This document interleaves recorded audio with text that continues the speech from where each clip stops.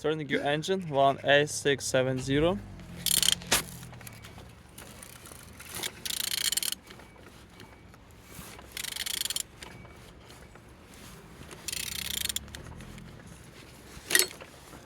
Turning good.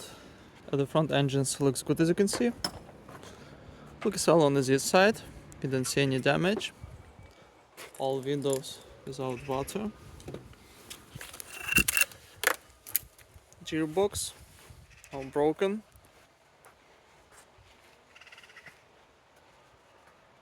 And on this side, everything nice. Starter without any damage.